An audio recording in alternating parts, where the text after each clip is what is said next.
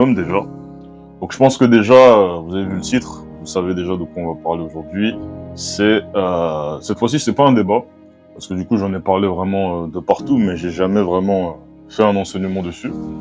Et du coup, l'Esprit du Seigneur m'a convaincu, il fallait justement qu'on en parle. Voilà, Jésus est-il réellement Dieu? Donc, du coup, on va évoquer ça ce soir. Donc déjà, premièrement, du coup, concernant l'absence, au fait, faut comprendre une chose, j'avais eu de sérieux soucis de connexion, je pense que je vous en ai fait part autrefois, je sais plus. Mais j'avais eu de sérieux soucis de connexion qui ont fait que, en fait, j'étais dans un rythme d'enseignement. Et le problème, c'est quoi? C'est que quand justement les problèmes de connexion sont arrivés, ça a mis vraiment un gros coup de frein. Ça a mis un coup de frein, donc forcément, on a mis vraiment beaucoup de temps à remettre. Enfin, quand la connexion est revenue, on a vraiment eu vraiment des difficultés à remettre l'accélérateur en marche. En fait, le problème, c'est pas les enseignements, mais le problème, c'est surtout le rythme. Donc ça fait que du coup, il y avait par moments j'étais là, des par moments j'étais pas là. Du coup, ce soir, je suis là. Voilà, je suis là et surtout, la parole du Seigneur est à disposition et du coup, c'est ce qu'on va voir aujourd'hui. Du coup, je pense que plutôt que de vous amener dans les prophéties, on va directement aller dans le vif du sujet, le moment là où Jésus est apparu tout simplement. Matthieu, Marc, Luc, Jean. Ce sera principalement les 4 livres qu'on va attaquer parce que c'est justement les livres là qui sont attaqués, c'est le moment là où Jésus lui-même était présent. Et comme certains nous diront que Jésus n'a pas démontré qu'il est Dieu le moment où il était venu, on va voir à peu près si est-ce que ça tient, est-ce que c'est fiable, est-ce que c'est crédible. On va voir ça ce soir. Donc n'hésitez pas à partager ça à qui vous voulez, croyant comme incroyant. Parce qu'étant donné que c'est le thème qui est le plus combattu, on va à peu près checker, on va analyser, on va à peu près faire le tour pour voir si Jésus est-il réellement Dieu d'après la Bible. Alors déjà, premièrement, pour pouvoir arriver sur ce thème-là, déjà, premièrement, il y a quelque chose qu'il faut que vous connaissiez. Déjà, quelle a été la mission de Jésus? Donc on va aller rapidement dans Jean chapitre 1. Jean chapitre 1, verset 29. Voilà, Jean 1, 29. N'hésitez pas, comme je l'ai toujours dit, à mettre des j'aime et également à partager à un maximum de personnes. Je pense que ça va édifier plusieurs parce que j'ai vu qu'il y a beaucoup de chrétiens qui se sont lancés dans ce genre de débat-là mais qui ne maîtrisaient pas le sujet. Ça fait, si par exemple tu tombes face à un musulman, tu peux te faire éteindre sans trop de difficultés parce qu'eux, ils sont vraiment très très bons aussi. Ça, il faut quand même le reconnaître. Ils sont très bons dans les débats. Donc si tu n'es pas affermi, si tu n'as pas un minimum de base, ça va être très compliqué. Jean chapitre 1, le verset 9, verset 29 même. Alors c'est monsieur Jean-Baptiste, le moment où il est apparu, il nous a dit quelque chose de très intéressant. Il nous a dit, le lendemain, il vit Jésus venant à lui. Et il dit, voici l'agneau de Dieu qui ôte le péché du monde. Donc il faut comprendre une chose. La mission principale de Jésus, peu importe ce qu'on dit, peu importe ce qu'on veut démontrer, on va aller à gauche, à droite, c'est de ôter. Ôter quoi? Ôter le péché du monde. Souvenez-vous dans le jardin d'Éden, le moment là où Adam a péché, on va pas faire le topo, parce que je l'avais déjà fait même dans d'autres enseignements. Le moment là où Adam a péché, le moment là où il avait désobéi à Dieu, il n'a pas cru en Dieu, conclusion, il a amené le péché dans le monde. Et quand vous arrivez, vous analysez bien, c'était quelque chose que j'avais déjà cité, le moment là où ils ont pris des feuilles de figuier pour se faire des ceintures, Dieu ne les a pas demandé d'ôter les feuilles du figuier, sachant que les feuilles du figuier, c'était l'arbre de la connaissance du bien et du mal. Ils ont pris pour mettre les ceintures. Dieu lui-même leur a mis la peau de bête, mais il ne leur a pas fait ôter les feuilles de figuier. Pourquoi? Parce que les feuilles du figuier étaient représentatives du péché. Le péché qui était rentré dans le monde, et la peau de bête, c'était la symbolique dans l'Ancien Testament de tous les sacrifices qui devaient venir. Sacrifices qui ne devaient pas venir pour ôter le péché du monde, sacrifices qui devaient venir pour couvrir le péché couvrir les péchés en l'occurrence. Lorsque vous allez dans Lévitique 4, vous verrez que ça également, c'est repris. Maintenant, la ceinture, la feuille de figuier, c'est qui est censé l'ôter? Qui est censé ôter le péché? C'est cette personne-là que vous connaissez, qu'on appelle Jésus-Christ. Et Jean-Baptiste est le premier prophète à avoir annoncé en clair Jésus-Christ comme étant Dieu, mais surtout Jésus-Christ comme ôtant le péché du monde. Je reprends. Le lendemain, il vit Jésus venant à lui et dit, voici l'agneau de Dieu qui ôte le péché du monde. Donc c'est clair. Qu'est-ce que Jésus est venu ôter dans le monde? Il est venu d'abord ôter le péché. Lorsqu'on parle du péché, qu'est-ce que c'est que le péché? C'est également une question qu'on doit se poser parce que les gens, quand on parle de péché, ils voient souvent, impudicité, ils voient souvent fornication, qui sont des péchés, mais le péché principal, qu'est-ce que c'est? Marc chapitre 3. Marc chapitre 3, le verset 28. Ça peut être bien. Voici ce que ça nous dit. Ça nous dit. Donc c'est Jésus qui s'exprime et qui nous dit, je vous le dis en vérité.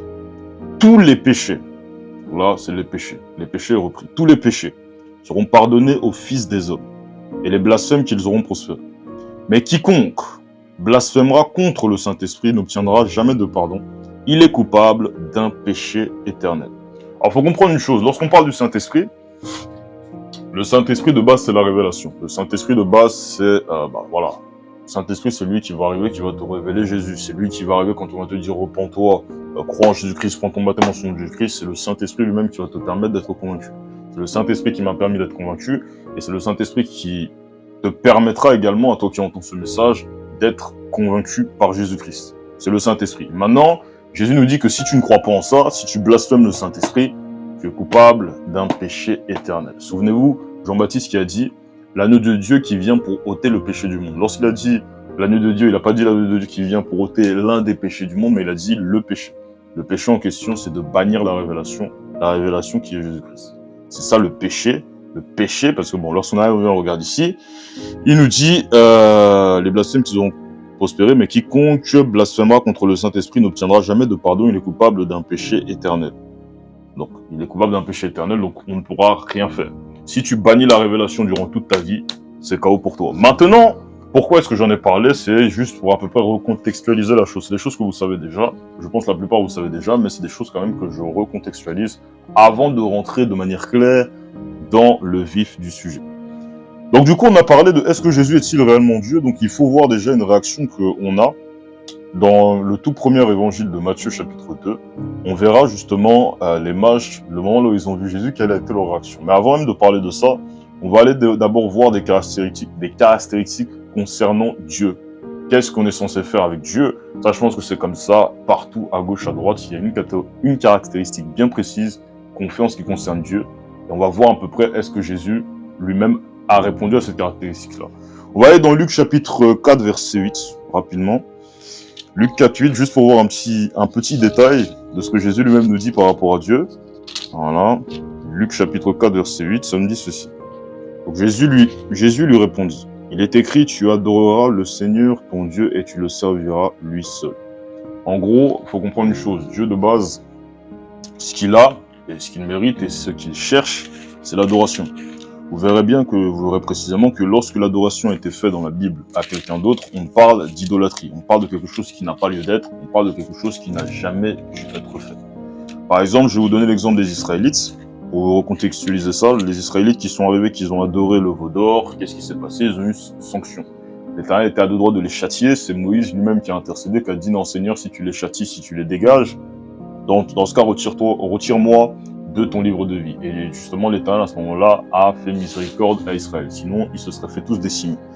Maintenant, on va voir également une information dans Apocalypse chapitre 22, verset 6. Verset 6, et ça va être une information également, non, même verset 8, même ça va être une information également que vous devez savoir avant même qu'on revienne à Jésus. Ne vous inquiétez pas, je vais pas oublier pourquoi est-ce que je vous parle de ça. Apocalypse chapitre 22, verset 8, ce qui nous dit ceci, ça nous dit, c'est moi Jean, donc l'apôtre Jean, qui ai entendu ces paroles, qui ai entendu et vu ces choses. Et quand j'eus entendu et vu, je tombais aux pieds de l'ange qui me les montrait pour l'adorer. Donc là, il voulait adorer l'ange. Mais il me dit, garde-toi de le faire. Je suis ton compagnon de service et celui de tes frères les prophètes et de ceux qui gardent les paroles de ce livre. Adore Dieu. Donc ça, c'est également un verset qu'il faut retenir. Adore Dieu. Apocalypse chapitre 22, verset 8 à 9. Donc la seule personne qui doit avoir l'adoration, c'est Dieu. Pourquoi dès le moment là où il a adoré l'ange, automatiquement l'ange lui a dit non, ça sert à rien, ne le fais pas. Je suis seulement ton compagnon, je suis seulement un ange. Maintenant, on va aller dans Matthieu. Matthieu chapitre 2. On va voir également quelque chose de très intéressant que vous devez savoir et qui va nous donner un détail sur est-ce que Jésus est-il Dieu ou pas. Donc Matthieu chapitre 2, le verset 1, rapidement en descendant jusqu'au verset 2, ça nous dit ceci. Donc déjà ça nous dit, le verset 2, Jésus étant né à Bethléem en Judée au temps du roi Hérode, voici des mages d'Orient arrivèrent à Jérusalem et dirent où est le roi des Juifs qui vient de naître, car nous avons vu son étoile en Orient et nous sommes venus pour l'adorer. Premièrement, là, on voit qu'il y a des mages qui cherchent justement, parce qu'ils arrivaient à se trimballer pour pouvoir mettre dans le contexte, ils regardaient dans le ciel et ils ont vu une étoile bien précise, une étoile qui n'était pas comme les autres. Ça fait qu'est-ce qu'ils ont fait? Ils sont arrivés, ils ont suivi l'étoile. Ils ont suivi, et dès le moment là où l'étoile s'est arrêtée sur le petit, donc le petit enfant Jésus, ils se sont arrêtés devant la porte et ils ont dit, on est venu pour adorer le petit enfant. Maintenant, on va continuer.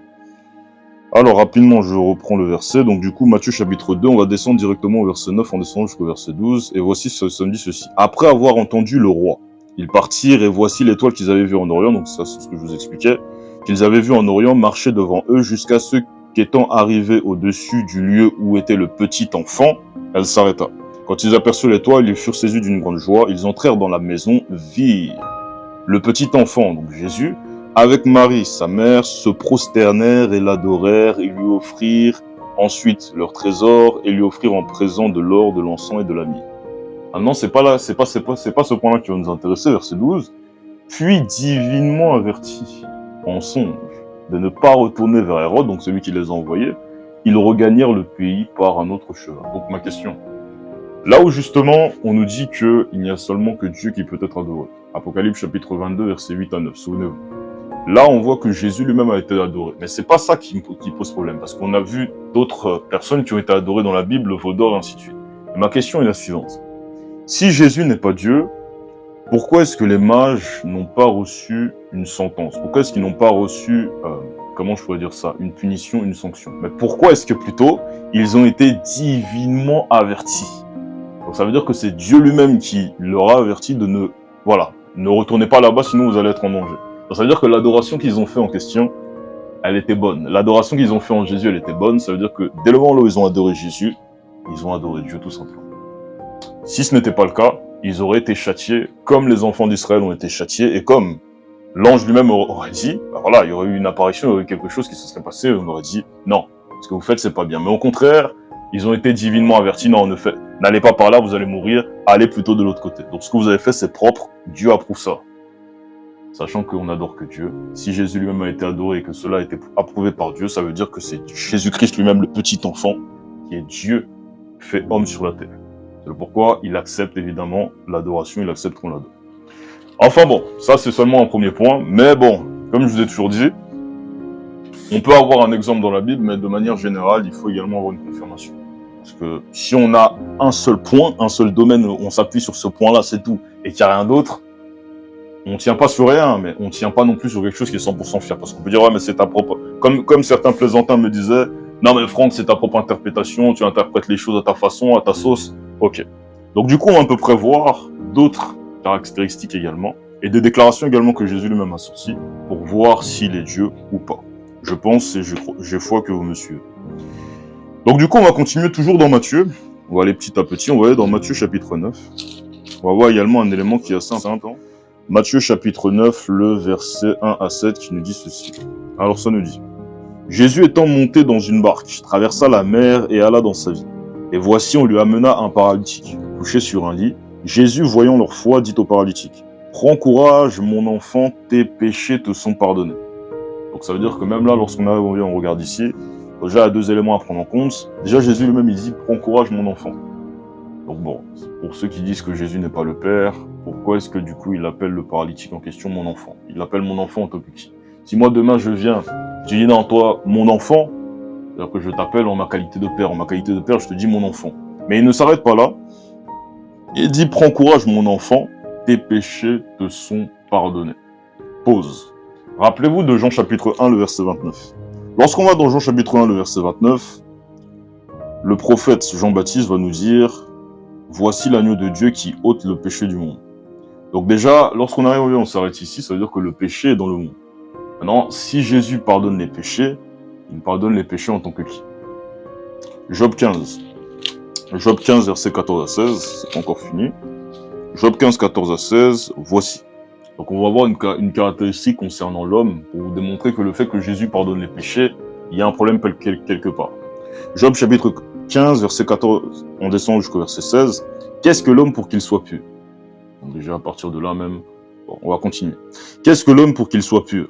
Celui qui est né de la femme peut-il être juste? Si Dieu n'a pas confiance en ses saints, si les cieux ne sont pas purs devant lui, combien l'être abominable et pervers l'homme qui boit de l'iniquité comme de l'eau? Donc déjà même juste à partir de là, comment c'est possible que Jésus pardonne les péchés? Et vous allez voir que même sur base même de ce verset, il y en a également qui ont été outrés du fait que Jésus pardonne les péchés. On va continuer. Prends courage mon enfant, donc c'est Jésus qui dit, prends courage mon enfant, tes péchés te sont pardonnés. Sur quoi quelques scribes dirent au-dedans de cet homme blasphème. Comment toi tu viens, l'homme est abominable et pervers, l'homme il est pécheur, l'homme il est maudit. Mais toi, tu es qui pour venir ici? Tu dis, mon enfant, tes péchés sont pardonnés. On va continuer encore. On va continuer. Alors, et Jésus, connaissant leurs pensées, dit, pourquoi avez-vous de mauvaises pensées dans vos cœurs? Car lequel est plus aisé de dire, tes péchés te sont pardonnés, ou de dire, lève-toi et marche? Or, afin que vous sachiez que le Fils de l'homme, donc Jésus, a sur la terre le pouvoir de pardonner les péchés, lève-toi, dit-il au paralytique, prends ton lit et va dans ta maison. Il se leva et s'en alla dans sa maison. Bon, ma question, Jésus est qui pour pardonner les péchés? Il est qui? Sachant que l'homme de base, il est impur, l'homme il est maudit, l'homme il est pécheur. Maintenant, Jésus vient ici, il dit, tes péchés te sont pardonnés. Bon, allez, alors, imaginons que Jésus ne soit pas Dieu dans ce contexte-là, dans ce chapitre-là.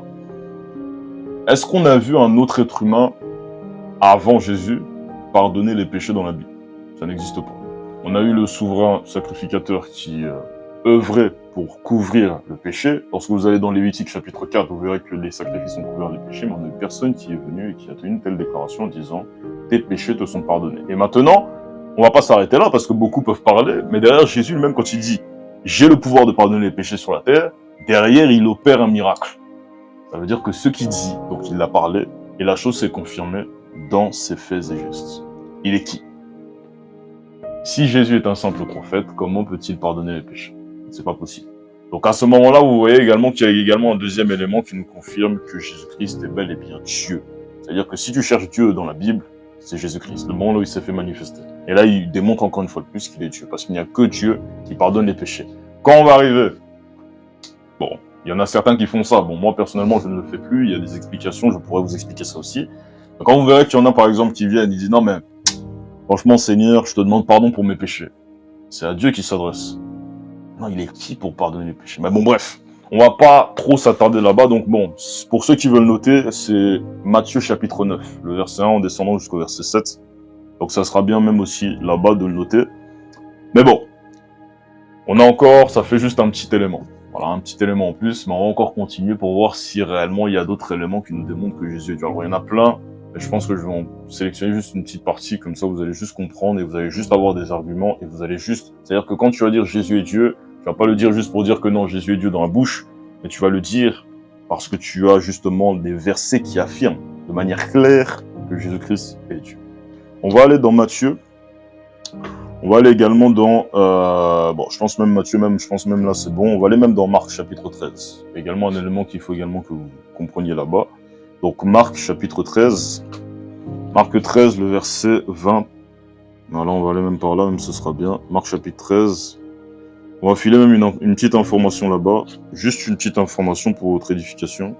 Et je pense que même ce sera encore mieux. Marc chapitre 13, le verset 26 en descendant jusqu'au verset 27. Donc je vais prendre ça. Et ça nous dit ceci.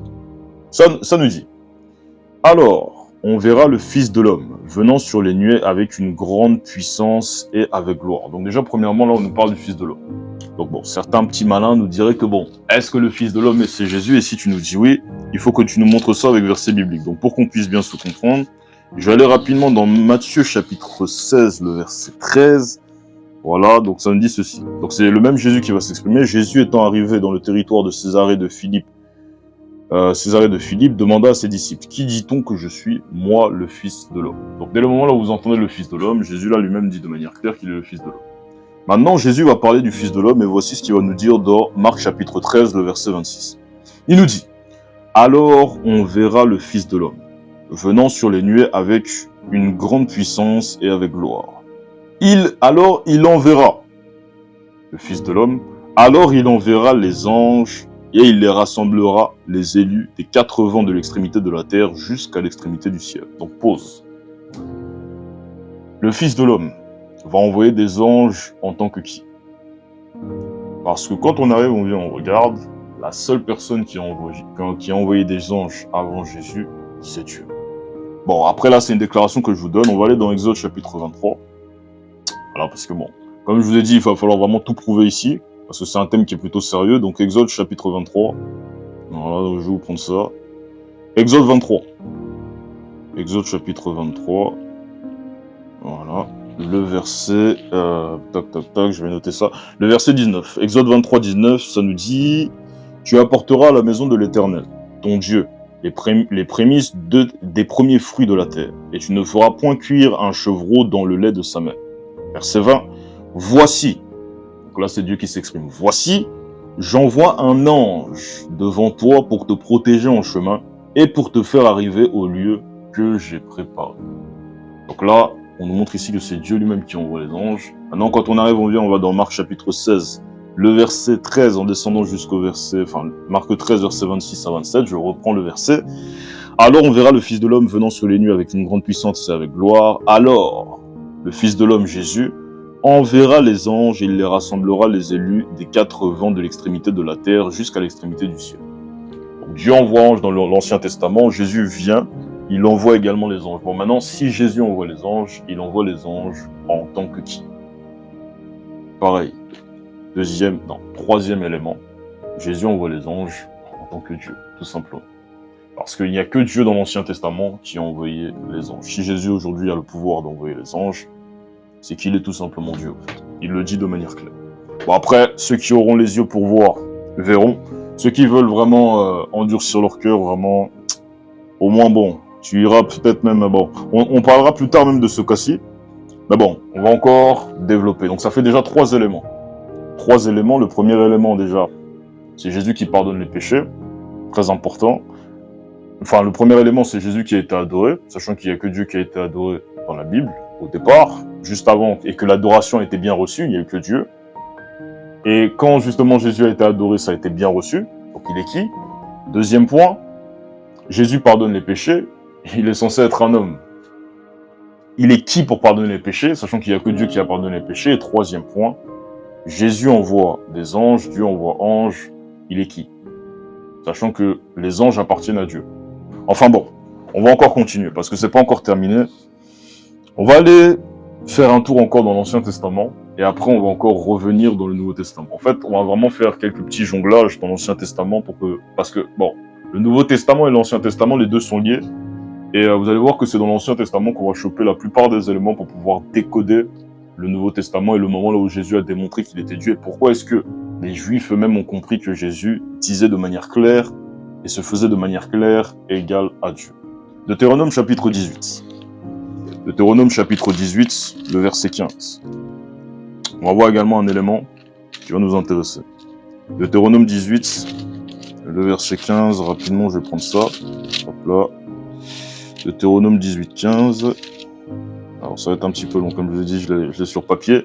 Deutéronome 18, verset 15, ça nous dit: L'Éternel ton Dieu te suscitera du milieu de toi, d'entre tes frères, un prophète comme moi, vous l'écouterez. Pause. Donc de base, c'est Dieu qui envoie des prophètes. Bon, ça je pense que c'est des choses même qui sont plutôt logiques. Je pense que c'est des choses même que vous savez. Maintenant, on va voir également un élément. Matthieu chapitre 23. Le verset 1 d'abord. Comme ça, on va bien recontextualiser la chose. Donc déjà, ce qu'il faut retenir dans le Deutéronome 18-15, c'est que c'est Dieu qui envoie les prophètes. Maintenant, Matthieu 23. Ouais, Matthieu chapitre 23. Les scribes et les pharisiens... Enfin bon, le verset 1. Alors Jésus, parlant à la foule et à ses disciples, dit... Donc déjà, lorsqu'on arrive, on regarde ici, c'est Jésus lui-même dans le Matthieu chapitre 23 qui va s'exprimer tout au long. Donc, vous pourrez aller vérifier. Dans Matthieu chapitre 23, vous verrez que c'est Jésus qui va s'exprimer tout au long. Mais ce qui va nous intéresser, c'est le verset 34. Au verset 34, c'est pourquoi, voici, donc Jésus lui-même s'exprime, c'est pourquoi, voici, je vous envoie des prophètes, des sages et des scribes. Rappelez-vous Deutéronome chapitre 18, verset 15. Dieu lui-même envoie des prophètes. Maintenant, Jésus revient dans Matthieu chapitre 23 et il dit, voici, je vous envoie des prophètes. Jésus envoie des prophètes en tant que qui? S'il n'est pas Dieu. Pareil, c'est encore un quatrième élément pour démontrer de manière claire la divinité de Jésus-Christ, la divinité incontestable et irréfutable de Jésus-Christ. En fait, c'est juste ces points-là que vous pouvez exposer pour ceux qui... Bon, je vais pas préciser seulement les musulmans, parce qu'il n'y a pas que les musulmans, mais pour ceux qui disent que Jésus n'est pas Dieu, parce que j'ai croisé aussi des gens assez lunaires. J'étais tombé même la dernière fois sur des pseudo-chrétiens, bon, ils sont pas chrétiens, mais des pseudo-chrétiens pentecôtistes qui disaient que non, mais Jésus, il n'est pas Dieu. Donc je leur ai posé juste une question, le débat était fini. Et j'aurais pu même encore les amener, même, sans passer par tout ça. On va voir même la question même précise que je leur ai posée. Je ne vous la dis pas directement parce que sinon après ça va un peu spoiler sur la suite parce qu'il y a encore des éléments assez croustillants encore à sortir. Mais en bref, juste en allant juste dans les 4, Matthieu, Marc, Luc, Jean, là on n'a même pas trop touché à Jean, Jean on l'a même pas vraiment touché à part pour introduire le sujet. Vous avez pu voir de manière claire sur 4 éléments la divinité incontestable de Jésus-Christ. Jésus-Christ qui vient, qui pardonne les péchés, Jésus-Christ qui a été adoré, Jésus-Christ qui envoie des anges, Jésus-Christ qui envoie des prophètes. Bon, il fait tout ça en tant que qui? Bon, s'il fait ça en tant que prophète, il faut nous sortir l'exemple d'un prophète, n'importe qui a fait toutes ces choses. Et que ça a été approuvé. Bref, on va encore continuer. Il y a encore beaucoup d'éléments.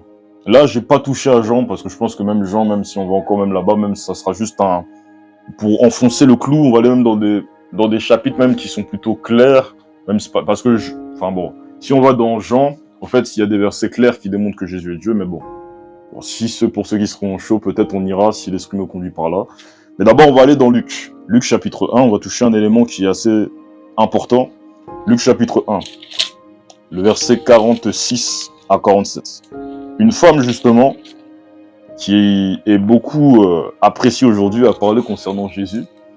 Enfin, à parler concernant Dieu, et on va voir de qui elle parlait en réalité. Luc chapitre 1, le verset 46 à 47. Et Marie dit, mon âme exalte le Seigneur, et mon esprit se réjouit en Dieu, mon Sauveur. Donc ce qu'il faut retenir ici, c'est que c'est Dieu qui sauve. Maintenant, quand on arrive, on regarde bien, rappelez-vous Jean chapitre 1, verset 29, voici l'agneau de Dieu. Donc Jean-Baptiste qui s'exprime, voici l'agneau de Dieu qui ôte le péché du monde. Ça veut dire que c'est l'agneau de Dieu qui vient pour sauver le monde. Mais bon, si Dieu est sauveur, Jésus également est sauveur, il est qui? Bon, allez, j'avais dit qu'on n'allait pas trop aller dans Jean, mais bon, on va quand même aller dans Jean. Jean chapitre 4. Allez, bon, là, retenez bien, Dieu est sauveur. C'est ça qu'il faut retenir. Jean chapitre 4, versets 39 et 42, qui nous dit ceci. Plusieurs Samaritains de cette ville crurent en Jésus. Bon, pour vous remettre dans le contexte, c'est Jésus lui-même qui a croisé la Samaritaine. Il lui a à peu près parlé, il lui a dit que, de manière claire, qu'il était le Messie. Maintenant, vous allez voir après comment est-ce que, le moment là où la femme a témoigné de Jésus, comment est-ce que les Samaritains ont accueilli le témoignage de la femme, de la Samaritaine. Jean chapitre 4, verset 39. Plusieurs Samaritains de cette ville crurent en Jésus à cause des déclarations formelles de la femme. Il m'a dit tout ce que j'ai fait. Maintenant, lorsqu'on arrive, on descend au verset 41, pour aller plus vite. Un beaucoup plus grand nombre crurent à cause de sa parole, la parole de la femme. Et il disait à la femme, accrochez-vous bien, ce n'est plus à cause de ce que tu as dit que nous croyons, car nous l'avons entendu. Nous avons entendu Jésus, nous-mêmes, et nous savons qu'il est vraiment le sauveur du monde. Rappelez-vous Luc chapitre 1, verset 46 à 47. Dieu est mon sauveur. Jésus-Christ est sauveur. Il est qui? Bon, après, certains petits malins me diraient que bon, c'était les Samaritains, c'était pas un témoignage très recevable, etc. Maintenant, on va également aller dans 1 Jean, pour aller un peu enfoncer encore plus le clou. Voilà. 1 Jean chapitre 4, verset 13. Voire même le verset 14, je pense, ou 13. Voilà, bon, on va aller d'abord au verset 13 en descendant jusqu'au verset 14. 1 Jean 4, verset 13 à 14, pareil. Nous connaissons que nous demeurons en lui, donc en Jésus-Christ, et qu'il demeure en nous, en ceux qu'il nous a donné de son esprit.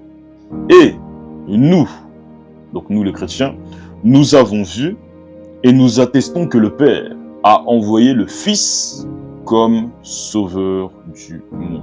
Le Fils de Dieu, c'est qui? Donc le Fils de Dieu, Jésus-Christ, a été envoyé comme sauveur du monde. Bon, allez.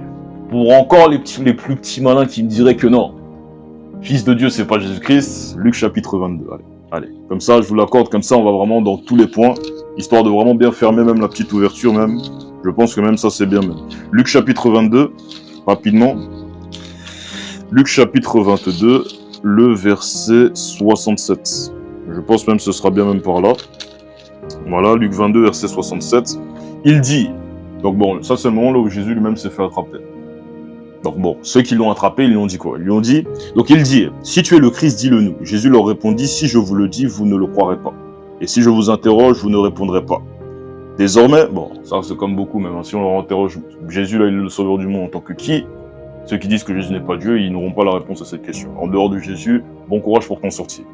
Donc voici, Ils dirent, si tu es le Christ, dis-le nous. Jésus leur répondit, si je vous le dis, vous ne le croirez pas. Et si je vous interroge, vous ne répondrez pas. Désormais, le Fils de l'homme sera assis à la droite de la puissance de Dieu. Tous dirent, si tu es donc le Fils de Dieu, et il leur répondit, vous le dites, je le suis.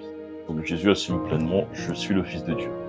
1 Jean chapitre 14, le verset 1 Jean chapitre 4, le verset 13 à 14, nous dit que le Père a envoyé le Fils comme étant sauveur du monde. Marie elle-même dans Luc chapitre 1 nous dit que Dieu est le sauveur. Bon, maintenant, si Dieu est le sauveur, Jésus est sauveur en tant que qui? Je crois que c'est le 5e point. Donc en fait, tous ces éléments-là contribuent même de manière claire à vous démontrer que la divinité de Jésus n'a jamais été un débat. C'est pour ça même que quand j'arrive, je viens à un débat avec quelqu'un qui me dit que Jésus n'est pas Dieu, il va faire que tourner en rond, mais toutes ces questions-là, il n'aura jamais la capacité de répondre. Parce que s'il répond Jésus, c'est terminé. Ah ouais, non mais, en fait, Dieu est le sauveur du monde, Jésus est le sauveur du monde. Jésus est le sauveur du monde en tant que qui? Ah ben, il est le sauveur du monde en tant que Dieu. Bon, la fin du débat. Mais bon, comme je vous ai dit, on va vraiment faire en sorte vraiment de sortir des masterclass pour que vous voyez de manière claire que Jésus-Christ, qui il est réellement. Jésus-Christ lui-même est Dieu, et Jésus-Christ a démontré qu'il est Dieu. Luc chapitre... Bon, on va pas aller dans Luc, on va aller dans Psaume. Alors on va aller dans Psaume, on va faire une petite virgule. Psaume chapitre 43, verset 5. Voilà. Il y en a encore plein, hein. Il y en a encore plein, là c'est seulement une petite partie même que je touche, juste histoire que vous compreniez. Psaume chapitre 43, verset 5. Pourquoi t'as... Bon, là c'est le prophète David qui s'exprime. Donc bon, comme ça vous êtes conscients, c'est le prophète David qui s'exprime, parce que dans Psaume, dans les débuts des psaumes, jusqu'à vers le psaume 83, 84 par là, tous les psaumes ont été écrits par David. Et voici ce que David nous dit. Pourquoi t'as battu mon âme, et gémis-tu au-dedans de moi? Espère en Dieu, car je le louerai encore, il est mon salut et mon Dieu. Donc en gros, c'est Dieu qui est le salut. Ça, il faut retenir cette information-là. Retenez bien, hein. Psaume chapitre 43, verset 5. Maintenant, on va aller également dans Luc. Luc chapitre 2. Bon, enfin, je pourrais même prendre plusieurs versets même par rapport à ça, mais on va seulement prendre Luc chapitre 2, verset 25 en descendant jusqu'au verset 30. Voici ce que ça nous dit. Et voici, il y avait à Jérusalem, donc bon, c'est toujours Jésus, hein, qu'on en parlait. Et voici, il y avait à Jérusalem un homme appelé Simeon. Cet homme était juste et pieux. Il attendait la consolation d'Israël et l'Esprit Saint était sur lui. Il avait été divinement averti par le Saint-Esprit qu'il ne mourrait point avant d'avoir vu le Christ du Seigneur. Il vint au temple poussé par l'Esprit, et comme les autres parents apportaient le petit enfant Jésus pour accomplir à son égard ce qu'ordonnait la loi, il le reçut dans ses bras, bénit Dieu et dit, maintenant, concentrez-vous bien sur ce moment-là. Maintenant, Seigneur, tu laisses ton serviteur s'en aller en paix selon ta parole, car mes yeux ont vu ton salut. Bon, monsieur Siméon, là, il a vu qui? On arrive, on lui donne le petit enfant Jésus, il le reçoit dans ses bras, il dit, purée, merci Seigneur, parce que mes yeux ont vu ton salut. Le salut, c'est qui? Psaume chapitre 43, verset 5. Mon âme espère en Dieu, car je le louerai encore, il est mon salut et mon Dieu. Donc, si Dieu est le salut, Jésus est le salut. Jésus est le salut en tant que qui? Numéro 6. Ça fait beaucoup quand même, hein. Je vous mens pas que ça fait beaucoup. Donc bon, moi, si vous me posez la question, évidemment, je vais vous dire, Jésus-Christ est le salut en tant que Dieu. Sachant que même, lorsque vous regardez bien même la signification, bon, ça c'est des choses que vous pouvez aller chercher, vous pouvez aller vérifier, parce que comme je vous l'ai dit, je parle, mais allez vérifier, vous verrez si ce que je dis est vrai ou si c'est faux. Lorsque vous arrivez, vous regardez bien, la définition étymologique du mot salut, ça signifie ticket pour accéder à la vie éternelle. C'est ça qu'on appelle le salut. Bon, ça, je l'ai su un peu assez tard quand même, parce que bon, personne m'avait filé l'information, donc du coup j'ai fait mes recherches, et en gros, salut signifie ticket pour accéder à la vie éternelle. Le ticket pour accéder à la vie éternelle, c'est Dieu, et le ticket pour accéder à la vie éternelle, c'est Jésus-Christ. Bon, si Jésus-Christ est le ticket pour accéder à la vie éternelle, et qu'il y a un seul ticket pour accéder à la vie éternelle, Jean chapitre 14, verset 6, bon, on va même le prendre même, Jean chapitre 14, même verset 6, voilà, Jean chapitre 14, verset 6, ça nous dit, Jésus lui dit, je suis le chemin, la vérité et la vie, nul ne vient au Père que par moi. Donc ça veut dire qu'il y a un seul chemin, donc un seul ticket. Bon, s'il y a un seul ticket, Dieu est le ticket pour accéder à la vie éternelle, Jésus est le ticket pour accéder à la vie éternelle, Dieu est qui, Jésus est qui? Pareil, c'est parce que Jésus-Christ c'est Dieu, et Dieu c'est Jésus-Christ, c'est Dieu lui-même qui est venu, bon, ça on va y venir après. Mais ce qu'il faut retenir déjà même, c'est que même dans tout ce que je vous ai cité, 6 éléments qui démontrent que Jésus est Dieu. Je ne vous en ai pas cité seulement un, pas deux, pas trois, mais je vous en ai cité 6. Jésus a été adoré. Jésus envoie des prophètes. Jésus envoie des anges. Jésus lui-même est le ticket pour accéder à la vie éternelle. Il est qui? Jésus lui-même se décrit même comme étant le chemin, il se définit comme étant la vie. Il est qui? Enfin bon, on peut encore même beaucoup développer. Jésus pardonne les péchés, enfin bref. Du coup, je pense que je vais vous filer quand même un verset clair qui démontre la divinité de Jésus-Christ, mais juste avant, pour comprendre justement pourquoi est-ce que Jésus-Christ est Dieu, qu'est-ce qui s'est passé, pourquoi est-ce qu'il est venu sur la terre, comment est-ce qu'il est venu sur la terre et d'où est-ce qu'il vient, je vais vous sortir 2 versets qui vont vraiment tout vous expliquer. Jean chapitre 16, le verset 28. Alors, on va prendre déjà une déclaration de Jésus. On va pas dire que je mens ou que j'ai inventé ça. Jésus lui-même, vous allez écouter même ce qu'il va lui-même vous dire. Ce qu'il va te dire aujourd'hui à toi qui entends. Jean chapitre 16, verset 28. Jésus dira, « Je suis sorti du Père, et je suis venu dans le monde. Maintenant, je quitte le monde, et je vais au Père. » Donc en gros, qu'est-ce que veut dire cette phrase? Ça veut dire que Jésus n'a pas dit, non, j'étais à côté du Père, et ensuite après je suis venu là, il a dit, je suis sorti du Père. Ça veut dire qu'il était dans le Père, premier point. Deuxième point, il est sorti. Donc ça veut dire qu'il a fait un aller. Ensuite, après, il a dit, je vous quitte maintenant, je reviens au Père. Donc, ça veut dire qu'il a fait l'ascenseur, si je puis dire. Il est venu sur la terre, et ensuite, après, il revient. Maintenant, qu'est-ce qui nous explique ça et qu'est-ce qui confirme ce dont je suis en train de vous parler ici? On va aller dans Philippiens 2. Ça va être des éléments même qui vont me permettre vraiment de tout comprendre, parce que tout est résumé même de tout ce que je viens de vous dire est dans... En fait, c'est juste ça. Philippiens chapitre 2, le verset 5, pour une meilleure compréhension. Ayez en vous, donc ça c'est pour nous les chrétiens, ayez en vous les sentiments qui étaient en Jésus-Christ, lequel, là il faut bien suivre, c'est là où quand il disait qu'il était au Père, lequel existant en forme de Dieu, c'est ça qu'on appelle Père, continuons, n'a point regardé comme une proie arrachée d'être égal avec Dieu. Donc il n'a pas regardé sa divinité, il n'a pas regardé ce qu'il possédait ensuite, mais il s'est dépouillé lui-même. Ça c'est ce que beaucoup ne comprennent pas. En fait, beaucoup quand on leur parle de Jésus, ils pensent qu'on est en train de leur parler de quelqu'un qui est totalement normal. Mais Jésus lui-même, on dit qu'il s'est dépouillé. C'est-à-dire que, bon, on va continuer, mais s'est dépouillé lui-même en prenant une forme de serviteur et étant devenu semblable aux hommes et ayant paru comme un simple homme. C'est-à-dire que c'est pas un simple homme, il n'est pas normal, mais il a paru comme quelqu'un de simple. Ça veut dire que lorsque Jésus lui-même dit « Je vais au Père, je suis sorti du Père », ça veut dire quoi? Ça veut dire qu'il est sorti de sa divinité, il est sorti de la première dimension céleste, il est sorti de là où il venait, la source, pour venir sur la terre, accomplir ce qu'il devait accomplir, et il est reparti. Aller-retour.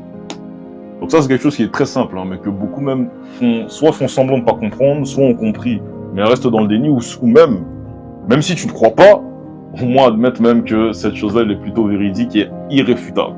Bon, Dieu merci, il y a des gens qui existent, qui sont bien, qui, malgré le fait qu'ils ne croient pas, ils croient pas en Jésus tout simplement, ils vont te dire, ah ouais, c'est vrai que Jésus, d'après la Bible, il est de Dieu de manière claire.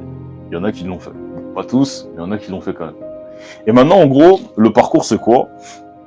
C'est que Jésus, justement, bon, on pourrait se poser la question, bon, qu'est-ce qui s'est passé? Comment ça s'est passé? X, Y, Z? Je vous inviterai dans Matthieu chapitre 1, vers le verset 20 par là. En fait, c'est simple. Jésus étant le Dieu Tout-Puissant, il est venu sur la terre. Il s'est fait homme en passant par l'intermédiaire de Marie. C'est pourquoi Marie elle-même dit qu'elle a besoin d'un sauveur dans Luc chapitre 1. Certains, on va pas les citer, qui nous ont dit que Marie était sainte, enfin bref. Comment elle peut être sainte alors qu'elle a besoin d'un sauveur? Enfin bon, bref. Elle nous dira justement que Dieu est son sauveur, elle reconnaîtra que Dieu est son sauveur, elle le remerciera d'avoir utilisé sa servante pour venir, de manière claire. Enfin bon, Jésus lui-même, étant le Dieu Tout-Puissant, est venu sur la terre, il s'est fait homme, contrairement à ce que certains pensent, que Dieu ne peut pas se faire homme, il s'est fait homme, il est venu sur la terre, il a vécu la vie qu'il fallait qu'il vive, jusqu'à arriver jusqu'à la mort selon la chair. Je vais sortir un verset. Bon, allez, je sors le verset quand même. Je sors le verset, voilà. Verset quand même que je n'avais pas prévu, mais je préfère vous le sortir, comme ça on va pas dire que je parle pour rien. Voilà, bon, même si je pense que certains le pensent. 1 Pierre 3, verset 18. Christ aussi a souffert. Ça, c'était juste l'objectif. Pourquoi est-ce qu'il est venu sur la terre? Christ aussi a souffert une fois pour les péchés. Lui juste pour des injustes, afin de nous amener à Dieu. Pause. Bon, il y a des gens quand même normalement constitués, et qui disent également qu'ils sont chrétiens, qui pensent que par leurs propres efforts, ils peuvent arriver à Dieu. C'est faux. Voilà, c'est pour ça même quand on dit que le chrétien même ne perd pas le salut, on ne parle pas comme ça, on sait que c'est faux. Parce que l'Écriture elle-même nous dit que pour venir à Dieu, bah en fait il faut Jésus-Christ tout simplement. Donc Jésus-Christ quand il est venu sur la terre, c'est afin de nous amener à Dieu, on va continuer. Ayant été mis à mort. Il y a une question qui ressort beaucoup. si Jésus est Dieu, comment peut-il mourir? Bon, ce verset-là, mon frère, ma soeur, ou même n'importe qui ne croit pas, va t'aider. Christ aussi a souffert une fois pour les péchés, lui juste pour des injustes, afin de nous amener à Dieu, ayant été mis à mort quant à la chair. Quant à la chair. Mais ayant été rendu vivant quant à l'esprit. Donc c'est aussi simple que ça. C'est aussi simple que ça. Quand on dit justement que Jésus, comment Dieu peut-il mourir? C'est une très bonne question d'ailleurs. Bah c'est simple, lorsqu'on dit qu'il est mort, en fait il est mort quant à la chair, dans le sens où il a laissé sa chair. Mon père, pourquoi m'as-tu abandonné? Mon Dieu, pourquoi m'as-tu abandonné? C'est simplement parce qu'en fait c'est la transition, il a abandonné sa chair, et le moment là où ce qu'il était a été manifesté. Il a été rendu vivant par l'esprit. Donc en gros, en fait c'est simple, hein, l'esprit ne meurt pas. Maintenant, Jésus lui-même a pris un corps, il a abandonné ce corps-là pour pouvoir accomplir la fin de sa mission. Et après on verra la résurrection dans Matthieu chapitre 28. Ou même dans d'autres chapitres, les 4 compartiments, Matthieu, Marc, Luc, Jean, on nous montrera comment est-ce que Jésus est ressuscité et comment est-ce qu'il a vaincu la mort. Enfin bon, donc déjà du coup ça c'est un élément.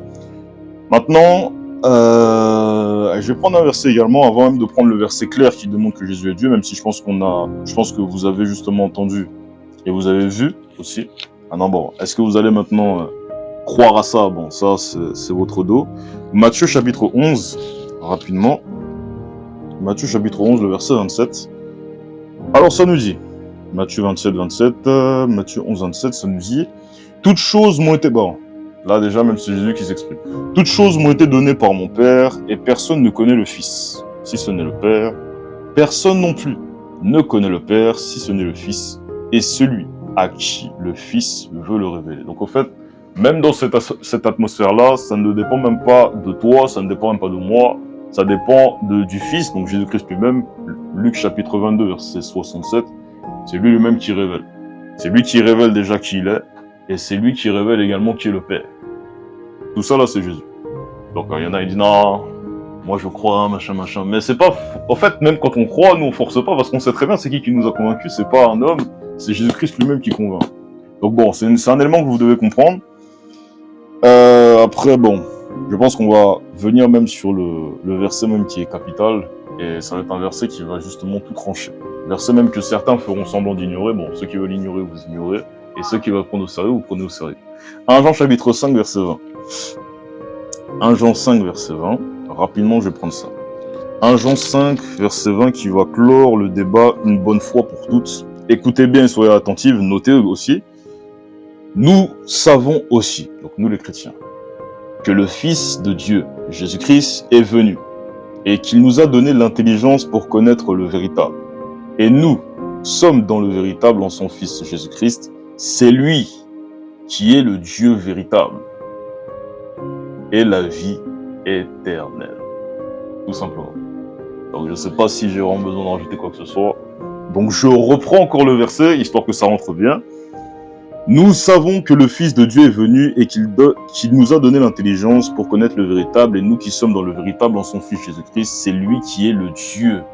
Jésus-Christ là, c'est lui qui est le Dieu véritable et la vie éternelle. Donc dès que tu retrouves la vie éternelle, tu retrouves Dieu en question. Jean chapitre 11, verset 25, Jésus lui dit, je suis le chemin, je suis la résurrection et la vie. Donc en d'autres termes, la vie éternelle, c'est Jésus-Christ.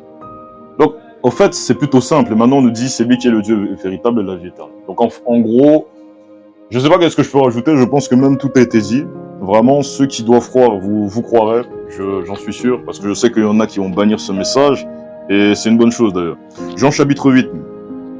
Allez, Jean chapitre 8, ça va être une bonne façon de clôturer Jean chapitre 8. Ouais, directement dans le verset 24.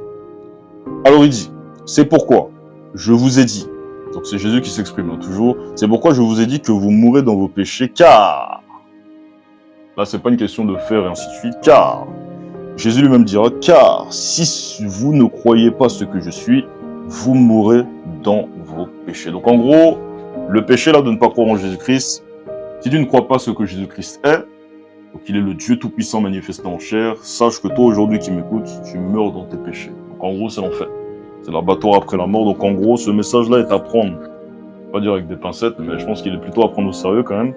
Maintenant, c'est votre dos, Je pense parce que, bon, moi, personnellement, que tu crois ou que tu ne crois pas, c'est mieux si tu crois, mais si tu ne crois pas, moi, ça me fait rien du tout, parce que je sais que dans tous les cas, moi, mon cas, il est scellé. Et Jésus a tellement déclaré des promesses sur moi que moi, ce n'est pas pour moi que je donne ça, même si, bon, moi, ça me sert aussi, mais c'est surtout pour vous. Donc, pour ceux, justement, qui cherchaient de verser sur la divinité de Jésus-Christ, je pense que vous avez été servis. Voilà, donc, pour faire le topo et le résumé en bref, Jésus a, premièrement, été adoré. Premier point. Jésus-Christ est venu pour ôter les péchés en tant que sauveur, il n'y a que Dieu qui est sauveur. Il a envoyé également des prophètes, sachant qu'il est censé être, selon certains, juste un prophète, il a envoyé des prophètes, il les a envoyés en tant que qui. Jésus également, il est également le sauveur, comme je l'ai dit. Bon, comment peut-il être le sauveur alors que de base l'homme est pécheur? Enfin bon bref, tous ces éléments que je vous ai donnés, en plus du verset dans 1 Jean chapitre 5 verset 20 qui dit de manière claire que Jésus-Christ est Dieu, je pense que vous êtes servis et que vous avez toutes les armes. Comme ça, s'il y a quelqu'un qui vient, qui se ramène, qui vous dit non, Jésus n'est pas Dieu, au moins, parce qu'il y a une différence entre dire Jésus n'est pas Dieu et dire Jésus n'est pas Dieu d'après la Bible. Parce que quelqu'un qui dit que Jésus n'est pas Dieu d'après la Bible, voilà, franchement, je pense que c'est plutôt du déni. Donc en gros, voici pour aujourd'hui. Voilà, je pense que j'ai quand même beaucoup parlé, j'ai parlé pendant quasiment 1 heure. Donc pour ceux qui sont intéressés, n'hésitez pas, Jésus, le même Dieu Tout-Puissant manifesté en chair, a dit, celui qui croira et qui sera baptisé sera sauvé. Donc n'hésitez pas, Marc chapitre 16, verset 16, à prendre ton baptême. Voilà, très important. N'hésitez pas à me contacter sur les différents réseaux sociaux, Snapchat, Instagram, il y a Snap et Insta, ou même TikTok aussi, tu peux m'écrire de manière claire. Si tu n'es pas d'accord à ce que je viens de dire, tu as le droit de pas être d'accord. Voilà, tu vas également nous répondre également à toutes nos questions, donc on te posera les questions, on espère qu'on aura les réponses à ça. Parce que peut-être qu'on peut se tromper, hein. Voilà, mais au moins comme ça tu pourras bien nous répondre. Et n'hésitez pas également pour ceux qui sont intéressés, n'hésitez pas à faire des dons PayPal. Voilà, c'est bon. Ça peut toujours nous aider, et puis bon, conformément à l'écriture qui nous dit que Galates 6, que celui à qui on enseigne fasse part de tous ses biens, celui qui l'enseigne.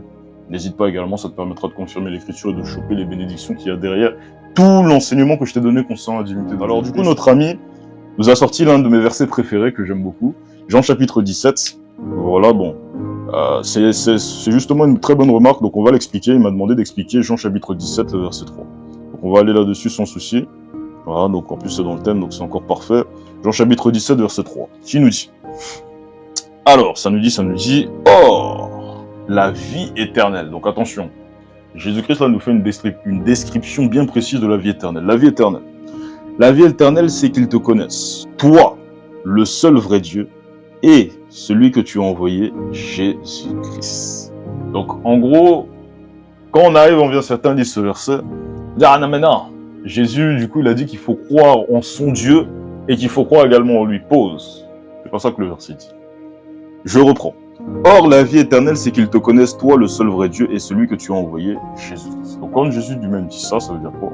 Ça veut dire que tu ne peux pas connaître Dieu sans connaître Jésus-Christ, de même que tu ne peux pas connaître Jésus-Christ sans connaître Dieu. Il est qui? Encore une fois.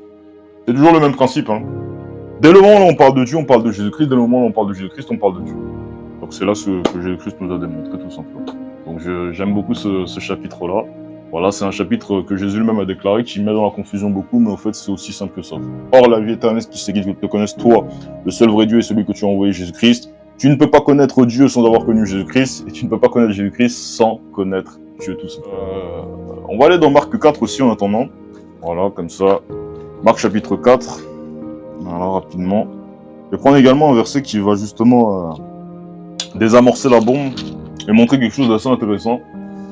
Donc Marc chapitre 4, et après même, je pense que je vais même sortir également un verset bonus aussi, qui va également vous servir. Marc chapitre 4, verset 9, qui nous dit, ça nous dit, puis il dit, que celui qui a des oreilles entende, pour entendre, entende.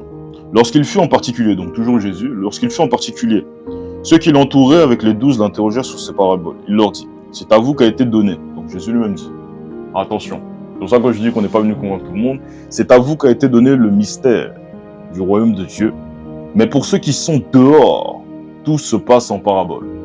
Donc ça veut dire qu'il y en a, ils vont prendre les déclarations de Jésus, ils vont dire non, ça là, voilà, ça, il a dit ça, ça veut dire que, oh, ils vont interpréter à leur propre sauce, donc pour leur propre perte d'ailleurs, parce que même Jésus va dire au verset 11, même au verset 12, afin qu'en voyant, donc il y a des gens justement qui ont vu l'enseignement, ils vont voir. Ensuite, afin qu'en voyant, ils voient et n'aperçoivent point, donc ils vont pas apercevoir la divinité de Jésus-Christ, ils vont gagner ça, ils s'en foutent, etc., etc. Bon, c'est une bonne chose, parce que Jésus lui-même en a parlé. Afin qu'en voyant, ils voient et ne voient, et n'aperçoivent point, qu'en entendant, ils entendent et ne comprennent point, de peur. C'est pour ça, quand on dit qu'on n'est pas venu pour tout le monde, les gens ils pensent que c'est une plaisanterie. De peur qu'ils ne se convertissent et que leurs péchés ne leur soient pardonnés. Donc en gros, il y a vraiment des gens, ils doivent aller à l'abattoir. C'est pourquoi le mystère du royaume de Dieu, jusqu'à la fin du monde, ils seront là en train de contester, de combattre, même si on leur dit, on pourra même le mettre, bon, on va pas mettre le couteau à la gorge quand même, parce qu'on n'est pas comme ça. On pourra même leur citer tout, même si Jésus apparaissait maintenant, il leur dit, je suis Dieu, et on est non. On croit toujours pas, tout simplement parce que justement leurs péchés ne doivent pas être pardonnés. Ils doivent justement partir en enfer. Donc on peut rien faire pour ce genre de personnes. Nous on est là seulement pour pour les enfants de Dieu, ceux qui sont censés revenir. Bon, ceux qui veulent pas revenir et ceux qui sont décidés et déterminés à ne pas revenir, je pense qu'en vrai, on n'a rien à faire. Parce que nous, la seule chose qu'on a à faire, c'est un petit travail pour justement un maximum de personnes. Donc rapidement aussi, je voulais justement aussi filer aussi un verset que j'avais filé aussi à un ami à moi aussi, parce que du coup, comme je vous ai dit, l'histoire du chrétien pentecôtiste qui me disait qu'il était chrétien pentecôtiste et qu'il ne croyait pas à la divinité de Jésus-Christ, de sortir le verset justement et la question que je lui ai posée, et c'est la question également. Je lève ma main droite, que je pose à tous ceux qui disent que Jésus n'est pas Dieu. Si quelqu'un réussit à me démontrer dans les deux versets que j'ai filés que Jésus n'est pas Dieu, je me reconvertis, tout simplement. On va aller dans Actes chapitre 14. Actes chapitre 14, le verset 21. Quand ils eurent évangélisé cette ville, donc attention, ça c'est les disciples. Quand ils eurent évangélisé cette ville et fait un certain nombre de disciples, ils retournèrent à Lystre, à Icône et à Antioche, fortifiant l'esprit des disciples, les exhortant à persévérer dans la foi, en l'occurrence en Jésus-Christ, en disant que c'est par beaucoup de tribulations qu'il nous faut rentrer dans le royaume de Dieu. Donc, pour rentrer dans le royaume de Dieu. Là, on nous précise qu'il faut rentrer dans le royaume de Dieu, donc il faut passer par toutes sortes de tribulations. Maintenant, on va également aller dans 2 Timothée chapitre 4, le verset 1. Attention, ce qu'il faut retenir ici dans Actes chapitre 14, c'est que le royaume est à Dieu et que c'est Dieu lui-même qui a un royaume. 2 Timothée chapitre 4, le verset 1. L'apôtre Paul lui-même va nous dire « Je t'en conjure devant Dieu et devant Jésus-Christ, qui doit juger les vivants et les morts au nom de son apparition et de son royaume. » Dieu a un royaume, Jésus a un royaume. Jésus a un royaume en tant que qui? Question que j'ai posée aux pseudo-chrétiens, il n'a pas su répondre. Il se dit non, Jésus n'est pas Dieu. Après, il commençait à raisonner. Hein. Non mais attends, non mais Franck, en fait, je t'ai posé une question simple. Acte chapitre 14, verset 22. C'est par beaucoup de tribulations qu'il faut rentrer dans le royaume de Dieu. Donc, c'est Dieu qui a un royaume. 2 Timothée chapitre 4, verset 1. Je te recommande devant Dieu et devant Jésus-Christ qui doit juger. Donc déjà, pourquoi est-ce que c'est conjugué au singulier? Aucun personne ne pourra... Tous ceux qui disent que Jésus n'est pas Dieu, bon courage pour répondre à cette question, mais c'est pas là où je voudrais vous emmener. Au nom de son apparition et de son royaume. Donc ça veut dire que Jésus a un royaume, Dieu a un royaume, il est qui? Celui qui réussit à répondre à cette question, sans me dire que Jésus est Dieu, comme je vous ai dit, je me reconvertis. Tout simplement. Mais bon, comme personne ne réussira à répondre à cette question, on n'a rien à craindre, car justement, on va s'en sortir. Enfin bon, bref. Donc bon, je pense que... attendez 2 secondes, il y a un puzzle qui apparaît devant moi. Donc je pense que je vous ai vraiment tout dit. Je vous ai vraiment tout donné, donc voilà, tout simplement, ceux qui veulent m'attraper en débat, sur mes réseaux, vous me trouvez.